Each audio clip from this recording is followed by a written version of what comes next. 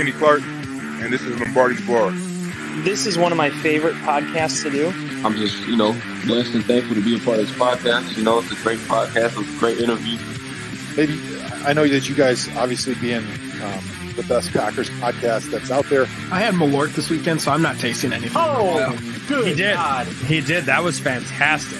Because it said, "Did you ever try Malort?" And I said, "No." And then it said, "Do you want to take a shot of Malort?" I said, "No," but I did. Wait, who said It's called peer pressure. Yeah.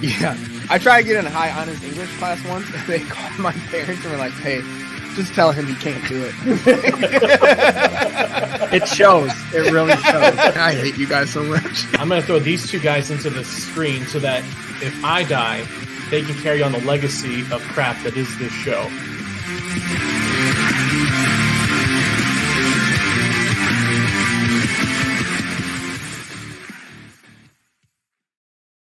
Well, here we are, Green Bay Packer fans.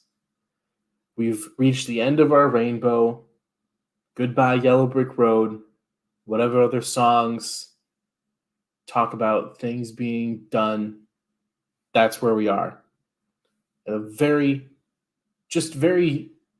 spot-on representation of the 2022 Green Bay Packers season as a whole.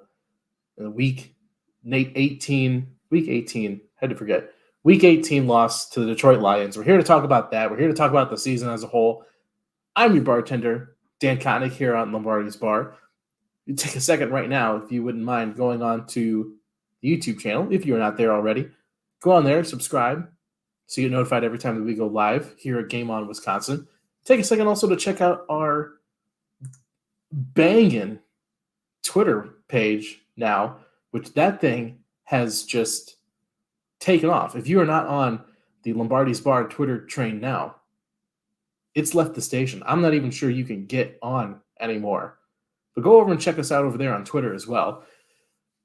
To talk about this game from this past week, the season as a whole, life in general, we do have Lombardi's Bar regular Todd Varney joining us. Todd, good afternoon, evening, whatever it is, wherever people might be. How are you doing today? I'm better.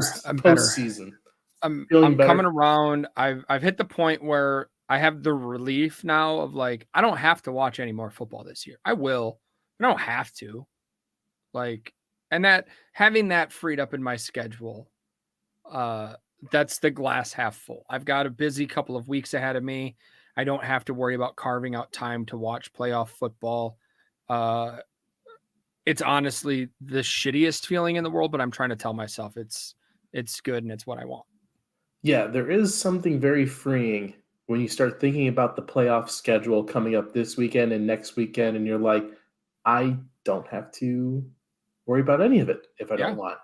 Yeah, I gotta play baseball on Sunday. I don't have time to be watching old people football. to hang out with. We have our son's first birthday next weekend, and I was literally contemplating during the game. I'm like, I like that you said our son. I know you were talking about me. Thank you. Yes, of you, of course. Yeah. And I'm like, man, it's going to be really shitty if all of these family members come in and his birthday is right in the middle of a fucking division round playoff game. I don't want that. I don't want that. And we have been released of that pain now this year.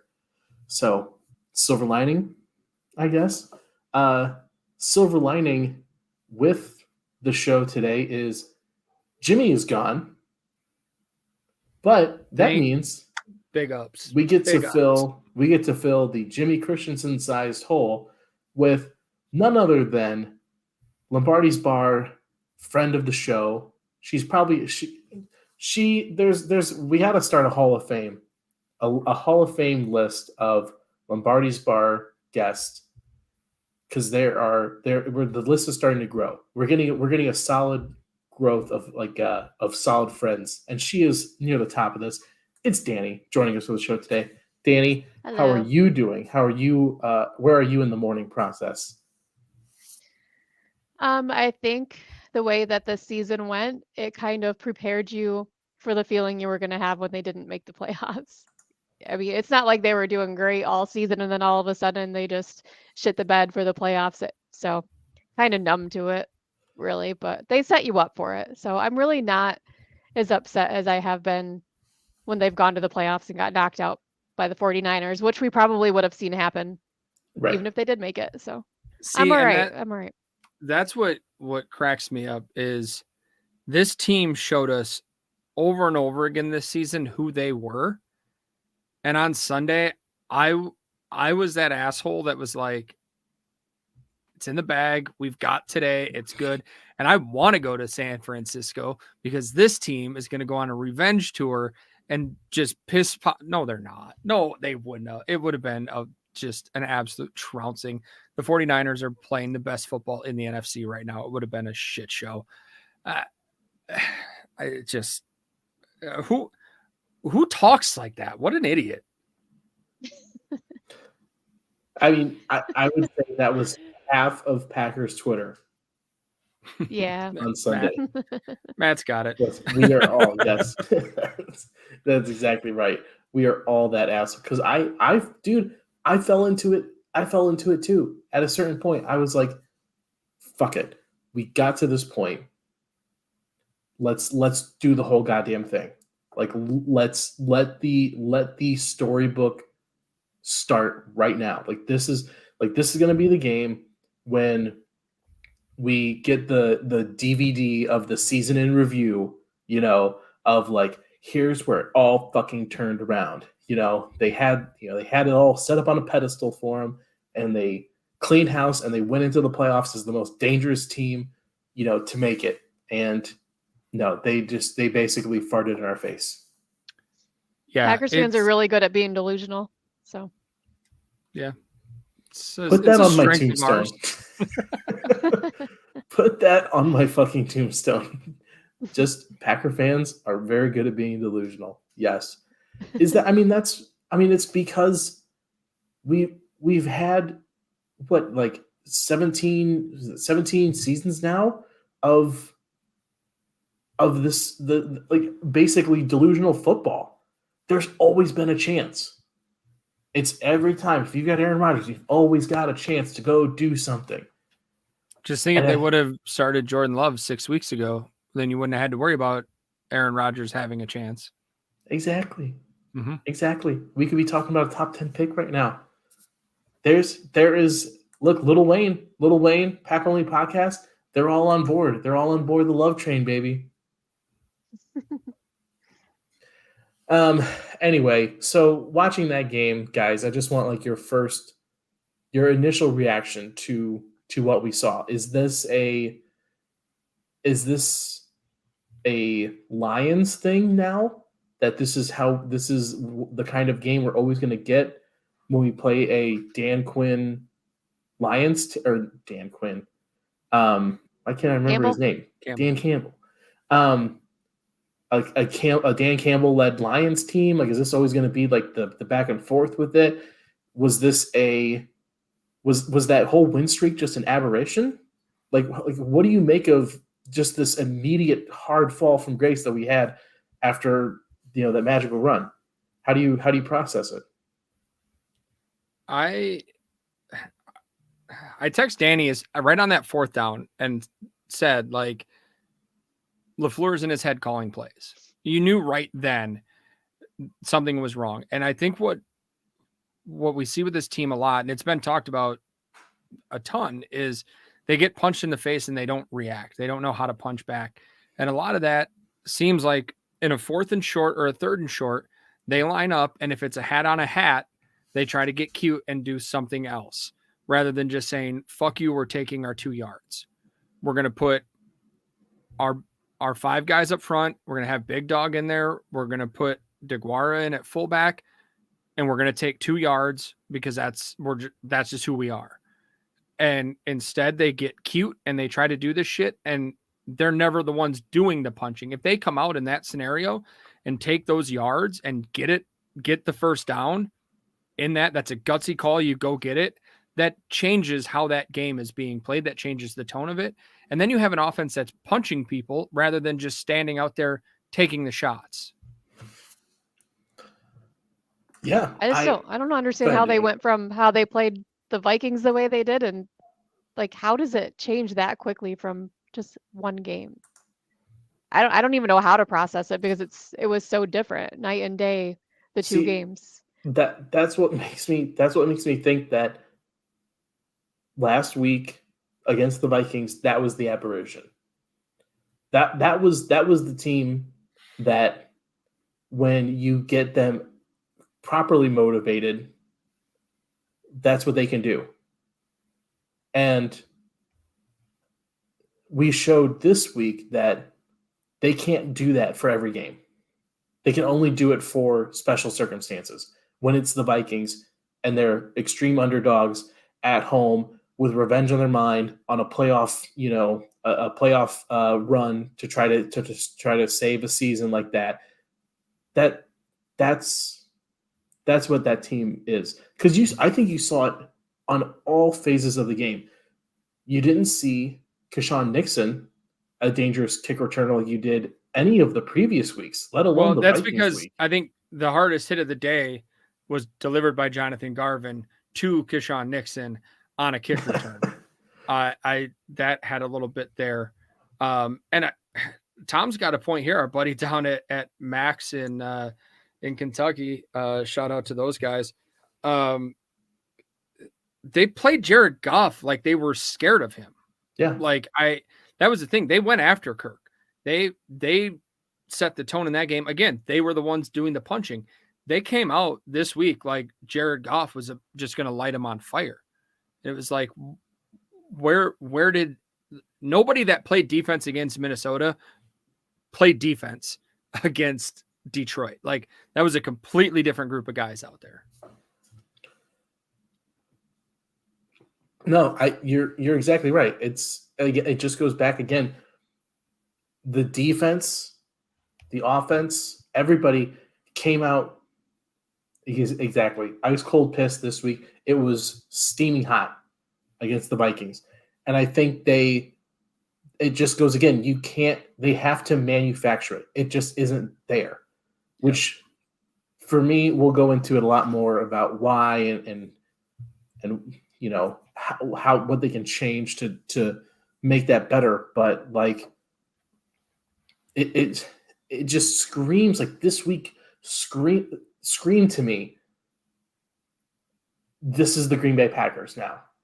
This is your Green Bay Packer team moving forward. Is they have the ability, they have the skills there.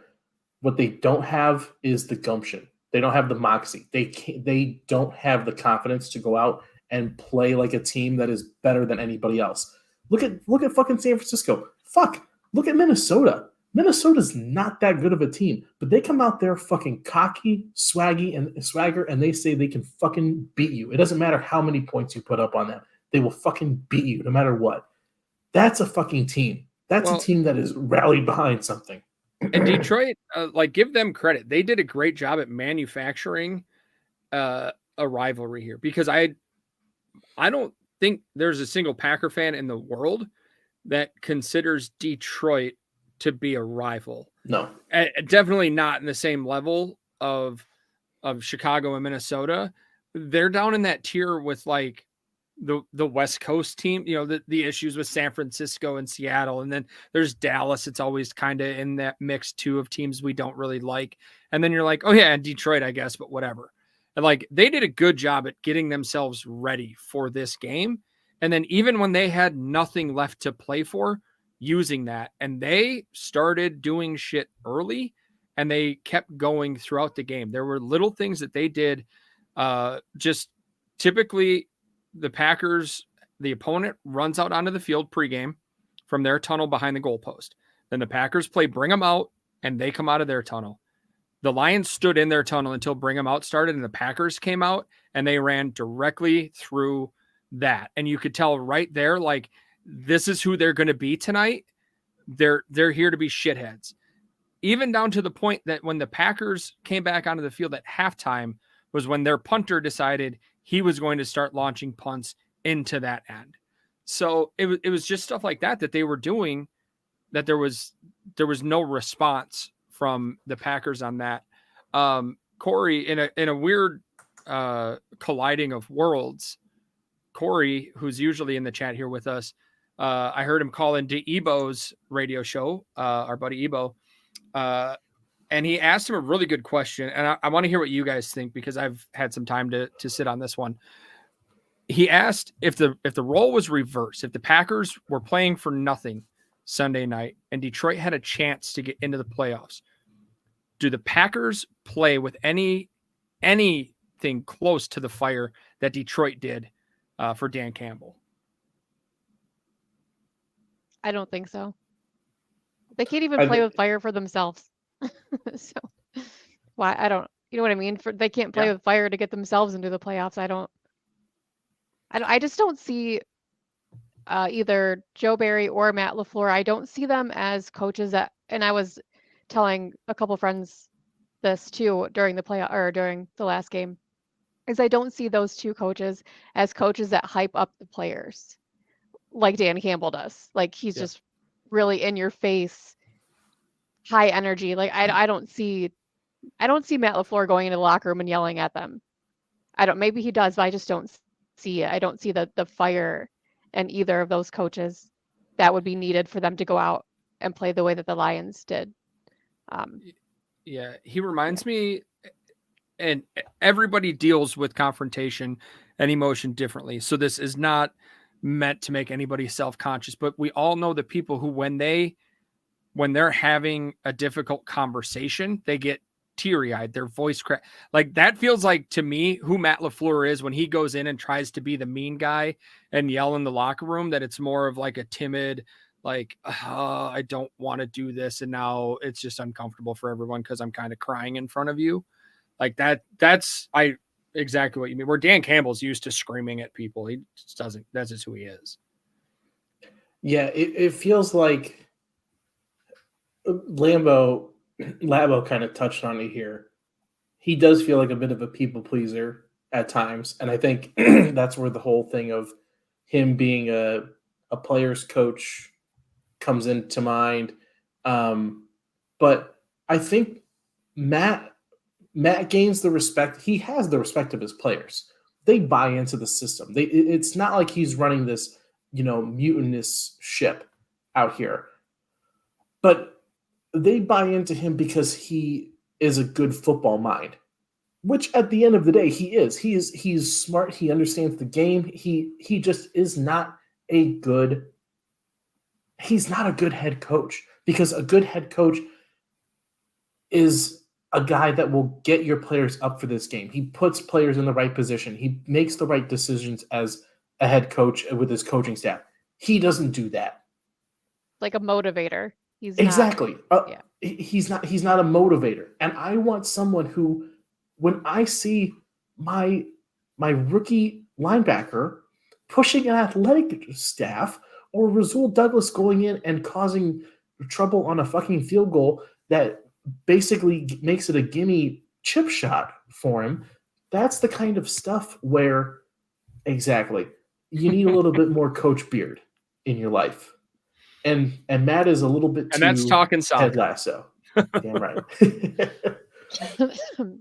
But yeah, that's that. Let's jump in. Let's get into our buy around, pay the tab, because I think we can dive a little bit more in depth to some of these topics as we go through it here.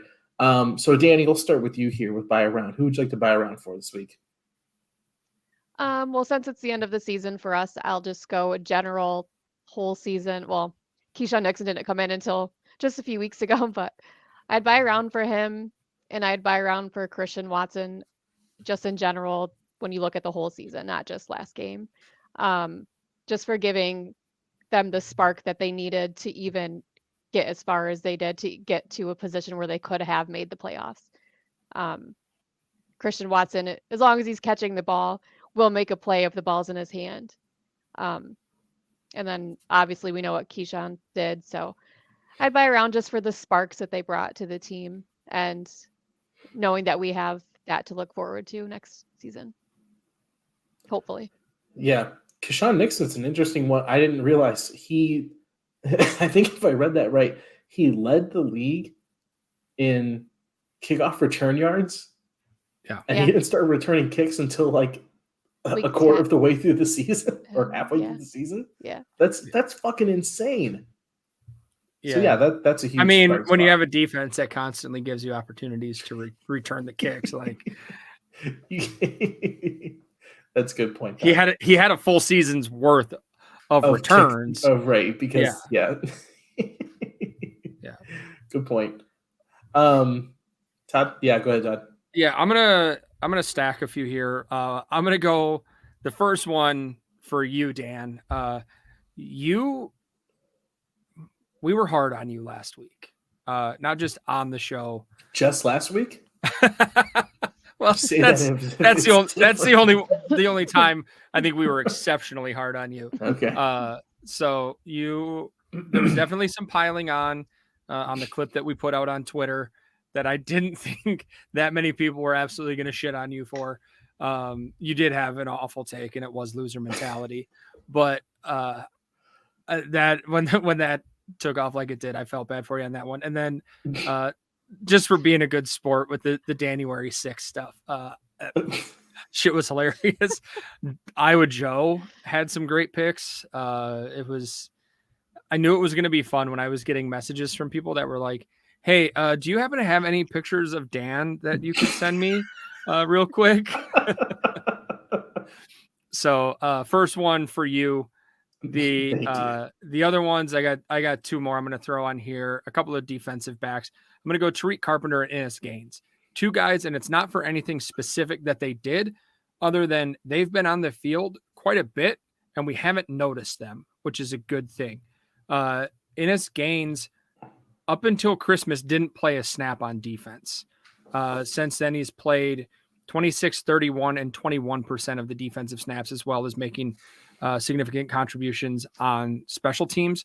So having him step in, I think this is one of the things to remember of what Goody has done for this organization, is that those fringes of this team are so much better than they used to be.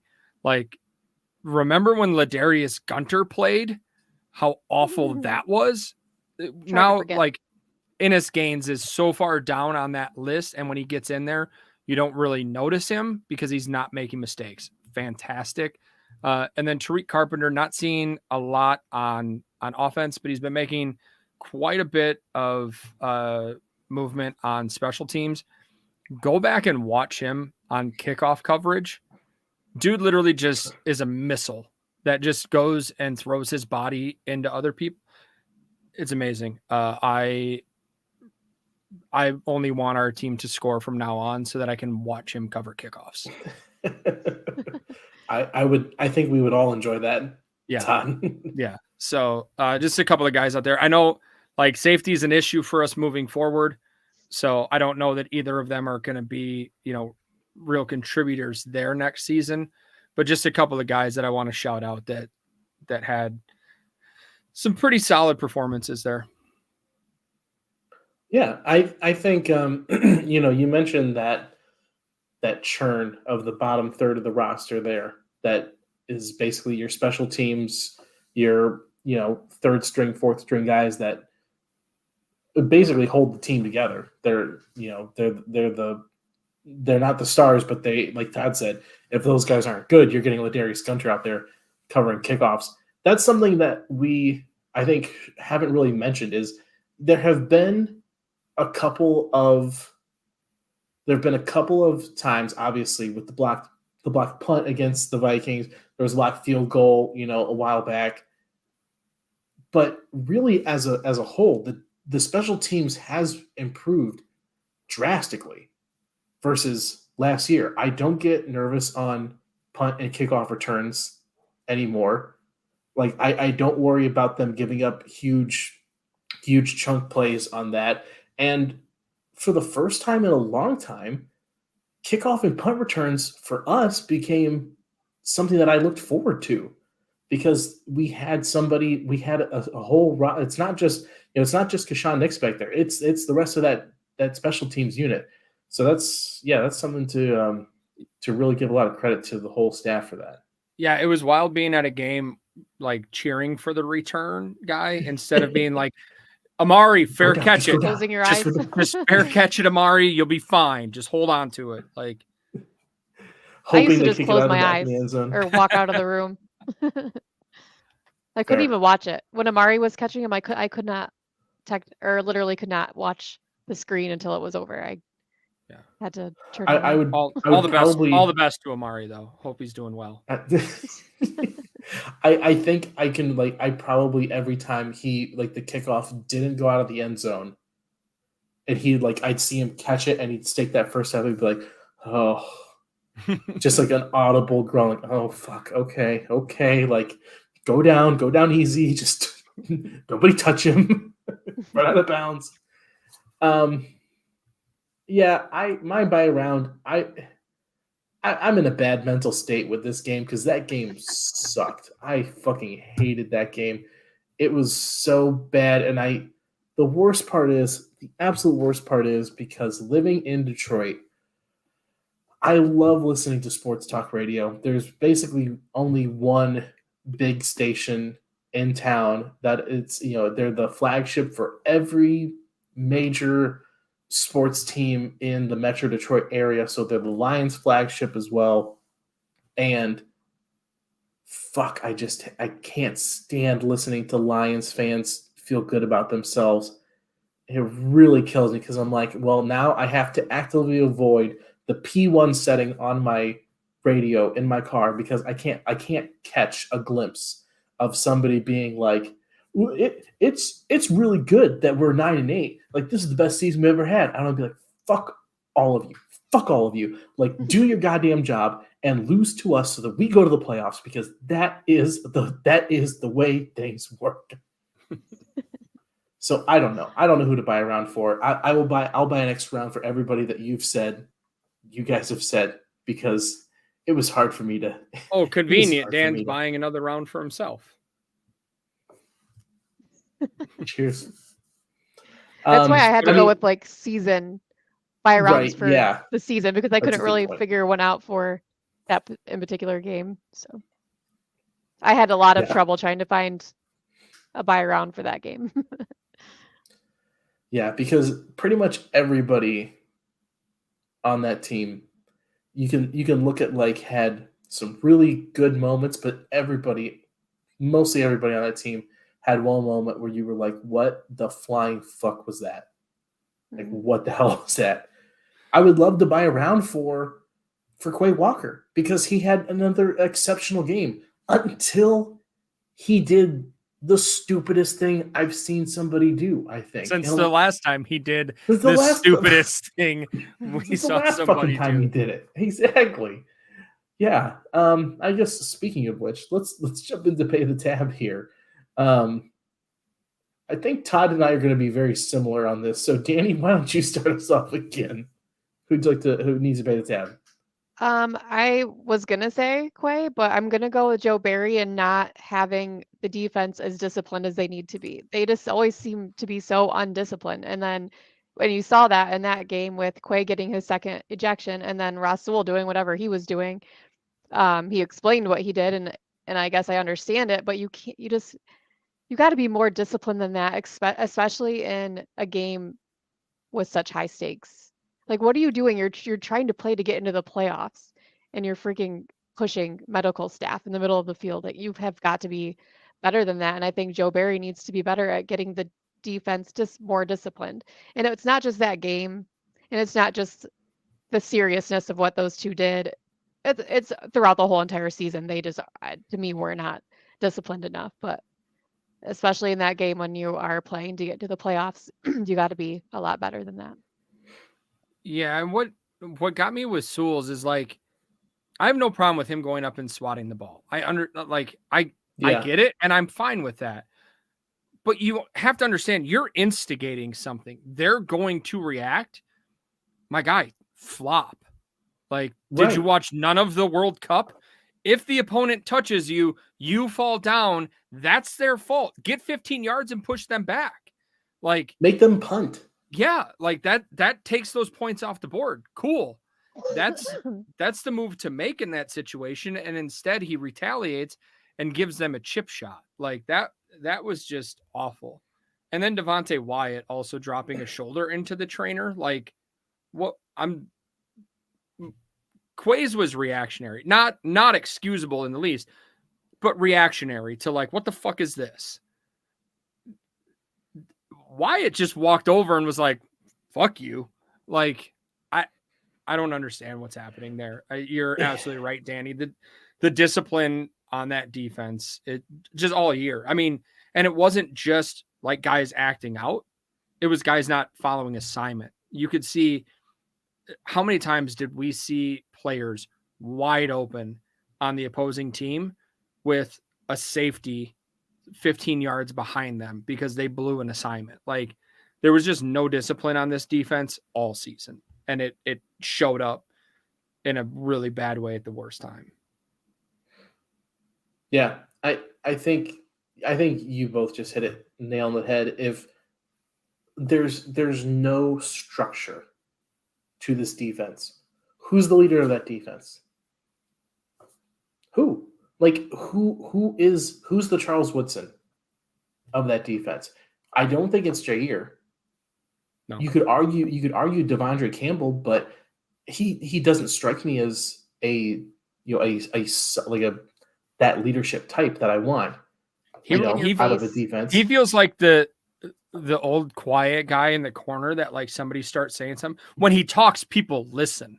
Right. But he's normally just like the quiet guy in the corner. But he's not going to lay down. Shit. He's not going to lay down the law. But but you're right. But it's the players and it's the coaching staff, because the players don't have a leader inside themselves, it feels like. And then it doesn't feel like the defense, the players trust the coaching staff to do their job. So half the time the players are trying to basically coach themselves and coach their game plan. And then the other half, they're trying to follow what's going on. There's no structure. If Joe Barry wants to run this defense like he did against the Vikings, where he says, here's the opponent, here's what I think, what do you guys think? Who do you want to go take? Jair, who do you want? Razul, where do you see yourself? If you want to run the defense that way, that's fine. Run it like that every fucking game, though, because it felt like it was two defenses. Last week, that was what that defense should look like. A player run thing, put the guys in their best position where they feel comfortable. Then this week it felt like they went straight back to the old bullshit of the Joe Barry playoff, don't do anything to get beat, any of that stuff. And you saw the players, they don't play with the same amount of fire. And so that's when I think you start to see stuff like Quay Walker and Razul and Devontae Wyatt. They start to take some of that stuff out in these other ways instead of the correct aggression that you want out of a defensive player. It's the stuff that pisses me off about this defense. Yeah, Dan, I feel like you're on a roll right now. Why don't you roll into your pay the tab? I will roll right into my pay the tab. I put on the show note MFLFA, and that stands for Matt fucking LaFleur again, because I need something from you, Matt. Help me help you. Help me help you, Matt, because I'm at a loss at this point.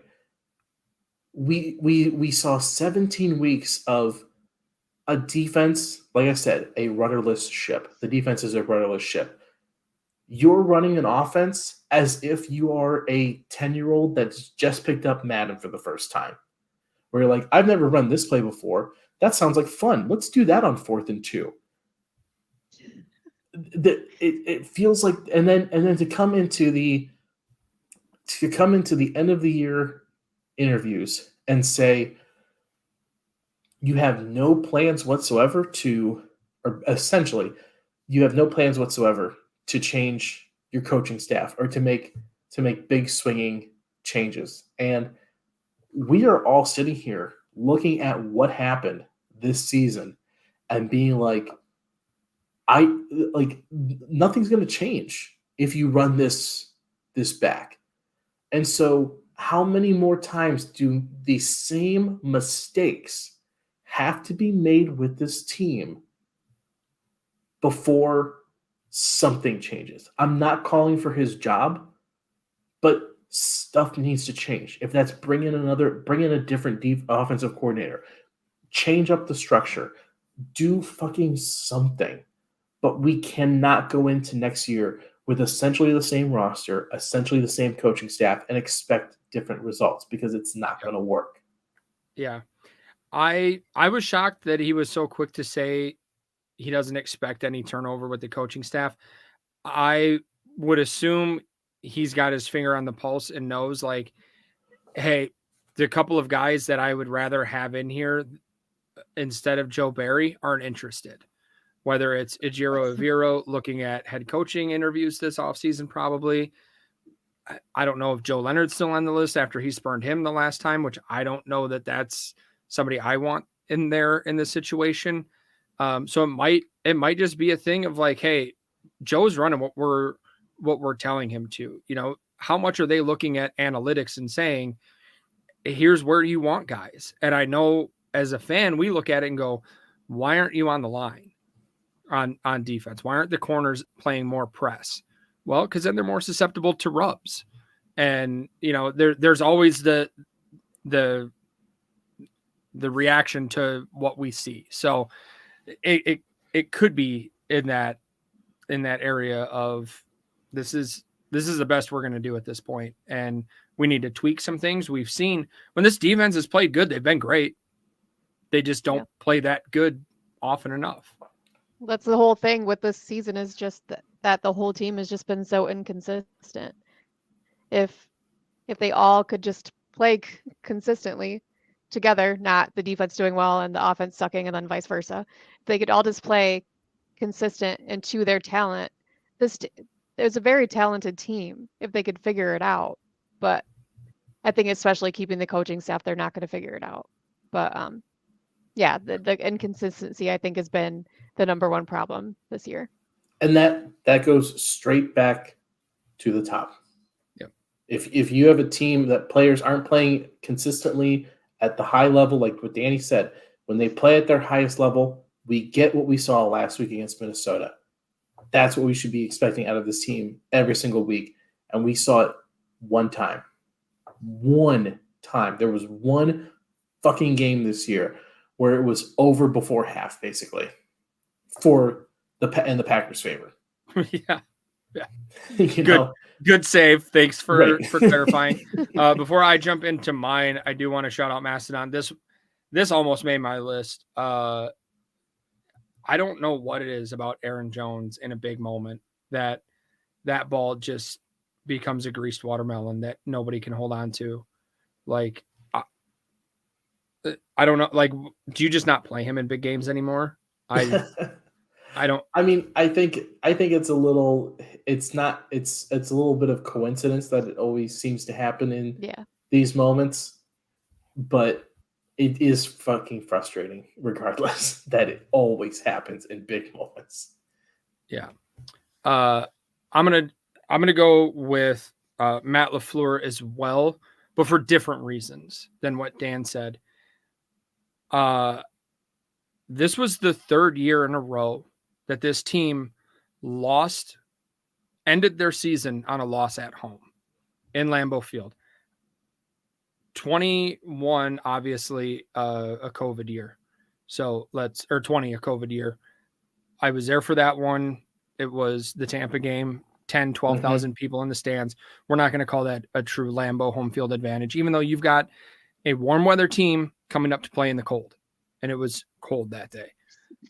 Last year, you get San Francisco. That place, I've never seen Lambeau in the first quarter of that game rocking like it was. When they got that, Z got a sack early. There was the early drive that we just walked down, cut through their defense like butter, like no problem. That place was rocking. Sunday night, I'm sorry, it was loud against Detroit. Like it was a playoff atmosphere in there. I never want to hear Matt LaFleur tell the fans that they need to bring it better than they brought it in the last game, because the fans are bringing it. You have home field advantage. and you are lining up and not doing your job. You're not having an energized team. The team's not matching the energy of the people in the stands. And like, I get it. If you're just completely outmatched against a team and getting beat, that'll happen. But they're not outmatched against anybody that they played. I mean, they showed it against Philly when they weren't playing their best ball. Philly was playing good ball at the time, and the Packers played right with them. There's nobody that's going to outmatch them at this point, and they still just came out and laid an egg. If that's the case, if you truly don't have a home field advantage when that place is rocking like that, then let's do what I've been saying and put a fucking lid on that place and at least make it comfortable when I go sit there for December and January games. And I'm going to sit because there's no point in fucking standing and screaming the whole game if they're just going to sit there and lay an egg. Like, I'm fighting the old guy behind me more than the guys on the field are fighting. Like, because he wants me to sit down. Like, I don't know what you want. Like, but then we constantly hear the fans were loud, but we need them louder. We need you guys to show up and get like, dude, no, do your job. Yeah, that's spot on. I've been saying for years that the mystique of the frozen tundra is dead. And I think it's in large part to the 30 plus years of above average football that we've seen. You have people that bought season tickets that have had season tickets since the early Favre years and have now held on to those for basically a whole generation to now. Yep. It feels like when you go to a game, it feels like if you are not a season ticket holder, you are like crashing somebody's wedding because people look at you as like you're an other. Like, you don't belong here. You're not the season ticket holder and you need to behave in the way that we want you to behave. It feels like you're going to a fucking meeting. And it really pisses me off because you're right. It should, like people have said, what Bills Mafia is, that's exactly what Lambeau should be, what Packer fans should be. That kind of atmosphere that you see in Orchard Park, that's exactly what you should be getting in Lambeau. Yeah. And also, you don't see it anymore. I do want to mention, Alex threw it up in the comments earlier. This was my third consecutive elimination game that the Packers lost. You need to quit fucking going to those. I will not be attending another elimination game. I already talked to my buddies who usually take me to playoff games with them. I said, look, in the future, just don't fucking ask. Because I can't say no. I won't say no, but I can't be there. I might sell my winter jacket. I might sell my insulated bibs. I'm just going to sell it all so that I can't go because I will just freeze to death. So that's I can't say no, so don't ask me. But I can't do that. Okay, we are like getting to the end of our show here, and we have got like half of our show notes that we haven't even fucking touched yet here. Well, let's get the important stuff out of the way. Let's get the important stuff out of the way here. Todd, do you want to take us off here and let everyone know about? Because honestly, I think it's fair to say, I think I can speak for Todd and Jimmy and myself when I say that we were absolutely blown away by the reaction that we got from the giveaways on our Twitter feed this past week. We were like crossing our fingers, hoping we might get to 1,000 by like this show, and we hit 1,000. I think like in the first couple hours. And here's how it happened: was we thought it would take long enough that we didn't have a plan in place to draw during last week's show because we were like, we don't have to worry about it tonight; it's fine because we put it up there that afternoon. Right. And it took off, crushed it, which is why we threw in the extra prize. So thanks to everybody that jumped in on that. It was a ton of fun having my phone blow up nonstop for a week. Same. I was like, man, I'm getting popular. And it gave me, like I said, we decided to throw in the Nixon football as well. So it gave me a reason to do a little bit of shopping for some memorabilia, which is never good for my wallet. But anyways, so we do have the 3 winners that we drew for that. How we're going to do this is as we call them out here, they'll get to pick what they want in the order of which they were drawn. So The person with first choice between the 3 prizes, the Preston Smith autographed jersey and the residency Green Bay hat. We've got the autographed Quay Walker jersey and then the signed Keyshawn Nixon football. The first one is Burke Griffin on Twitter. The second one, Low from Wisco, will get to pick second. And then picking third is Jenny Diaz. So I will shoot you guys a DM. It will come from the Lombardi's Bar account. It will not look official at all. So the people sending you links to fill shit out, that's not us. That's not how we do it. That's when you know we made it. Yeah, very, when people very are low rent around here. So right. We'll be shooting you guys some messages to get those autographs. If any of you are watching right now, get your address to me ASAP. I leave town tomorrow for 2 weeks.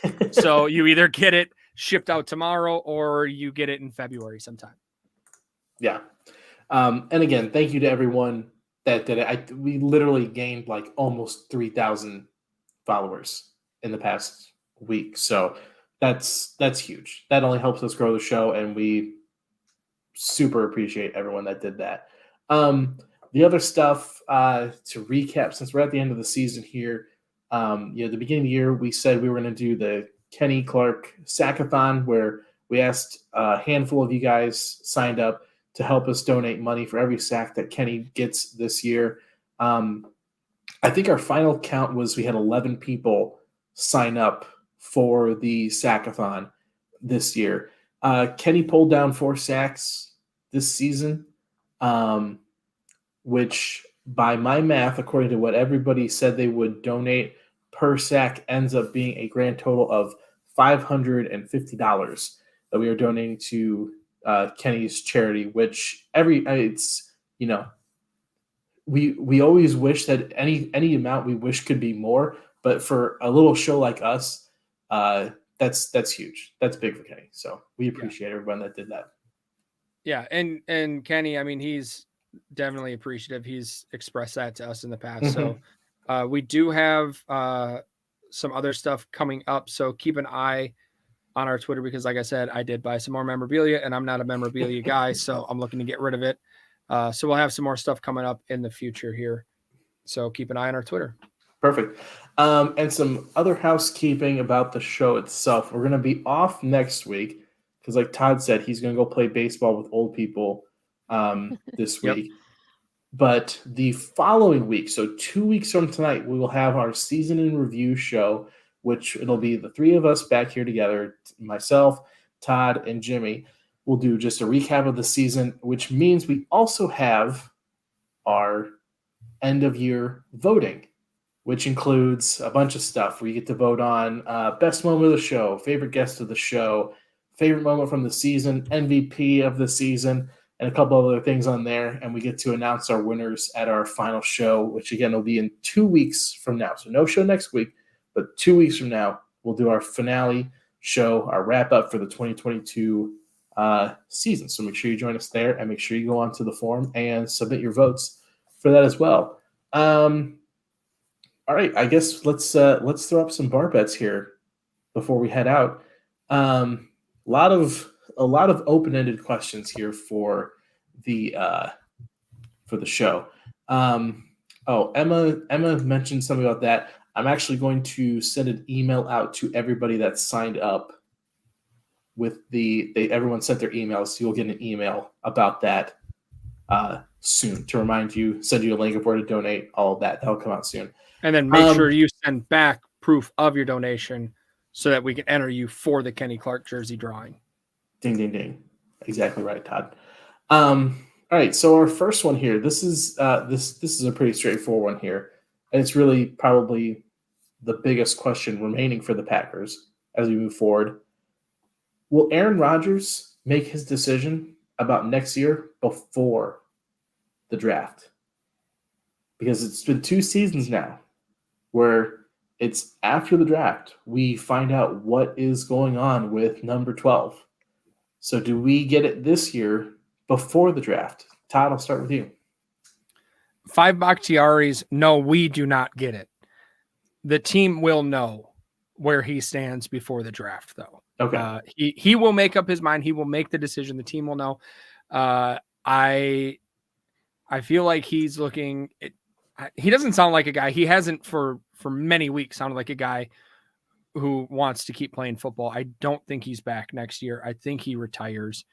I hope he does the team a solid and becomes a post June 1st retiree so that they can spread that bonus out a little bit there for him. So I don't know what the stipulations are if he announces his retirement prior to June 1st. I think the team is allowed to file him as a okay. So if that's the case, sure. But if he's got to pretend like he doesn't know until right. June, I'm hopeful that that's what happens. Agreed. Dani, what about you?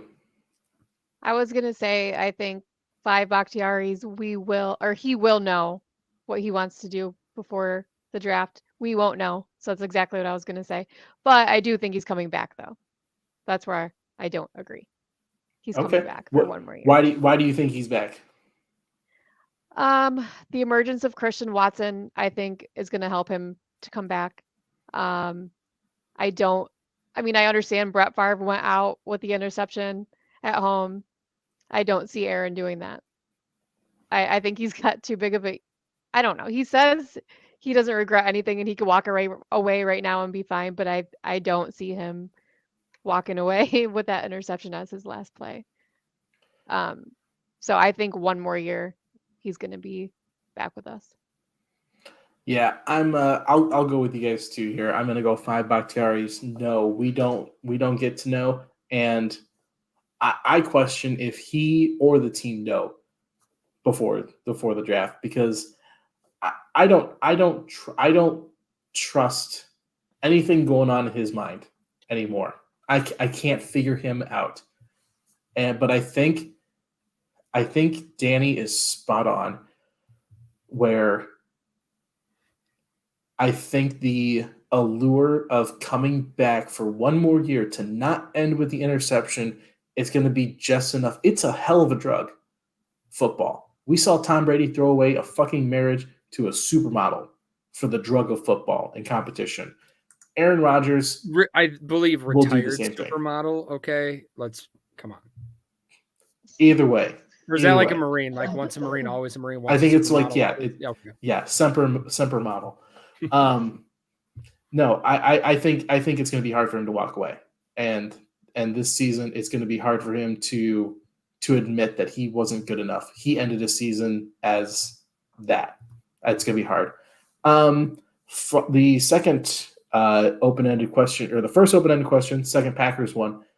Who's a big name that won't be back next season? And I'll take Aaron Rodgers off the table here for everybody. So there's a lot of impending free agents here coming up. Somebody big from this team from the last couple of years is not going to be back. Give me a name. Todd? I'm going to go Adrian Amos. Free agent, had a down year. Safety is an area of need. So if he had a solid year, I think they would have brought him back. But after the way we saw the regression kind of across the board, getting rid of a guy a year too early rather than a year too late is going to need to be something this team looks at. And that's my guy right there. And Katie, he said a big name, not just a large human that's not going to be back. Who did she say? Because I can't read it. I can't. My eyes are so bad. Dean Lowry. Oh, okay. Get out of here. Fucking Dean. Dani, what about you? I'm just going to go with Lazard because he pretty much said he's not coming back. Other than that, I never have any idea what they're going to do. Like some days I think it would have been one of the bigger names that probably wouldn't be back, but I actually think he is going to be back. So yeah, I'll just go with Lazard because he pretty much said I'm not coming back. So damn, Jones was going to be my pick, but Dani predicts shit, and so I don't want to go against her with Jones.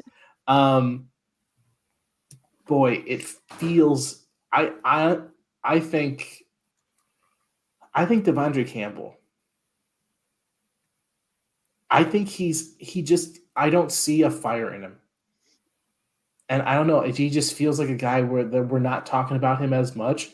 I don't know if he's exactly a free agent this year, but I think he's probably done. I think he just signed a huge contract last offseason. I think I just feel like he there's 4 years left on that deal. I don't disagree with you. I think a lot of those deals, years are dead cap years. Yeah, contracts mean nothing in the NFL anymore. Right. Who cares? But yeah, I get where you're coming from. The only reason he's not on that list for me is because he just signed that deal and has 4 years left on it. But yeah, just not only the regression from him, but also like Quay showed he can play. Right. Like he might need some therapy, but he can play. So yeah. All right, real quick because we're running short here. Since the Packers aren't in it, we get a Packerless playoffs, so we can root for whoever you want. Who is your Super Bowl matchup prediction? Dani, I will start with you this time. Who is in the Super Bowl this year? My prediction or who I want? Yes. Both. Okay. My prediction will be the Chiefs and 49ers. But I want the Bengals for sure. I want them to win the whole thing. And I would say Buffalo because of everything my city's been through a lot. That team has been through a lot.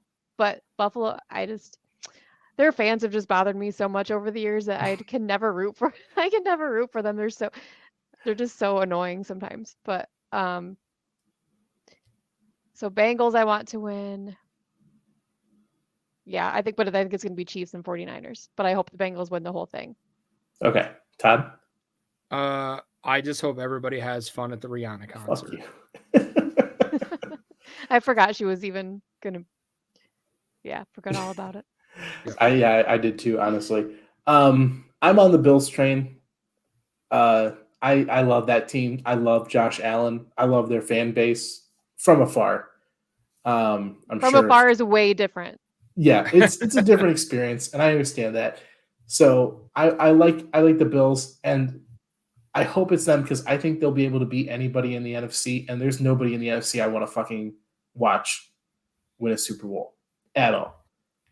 Nobody. You could not make a case for anybody in the NFC for me this year to see anyone win the Super Bowl. So it's most likely going to be freaking Tom Brady. We know that. I know. Right? Inevitable. He is inevitable. All right, that does it for us, everybody. Like I said, 2 weeks from now, we'll have our season wrap-up show. Make sure you go vote for our end-of-year voting. If you want one of our cool prizes, make sure you reach out to us on the Lombardi's Bar Twitter page. Dani, you want to let people know where they can find you real quick? Dani in the Snow on Twitter. Perfect. Yes, get Micah Hyde the ring he deserved in Green Bay. That's going to do it for us here at Lombardi's Bar. Thank you so much for watching. Thank you to Dani for joining us all show. Jimmy, I don't know what he's off fucking around doing this week. It was apparently more important than the show, so appreciate Dani stopping by for about an hour. Todd, thank you, as always, for another great year. Thank you, fans, for everybody that's come and stuck around, giving us our best season yet, even though the Packers were absolute garbage. For producer Nick, back home, still hanging out, being a dad, I'm your bartender, Dan Kottnick, saying cheers, and as always, go Pack Go.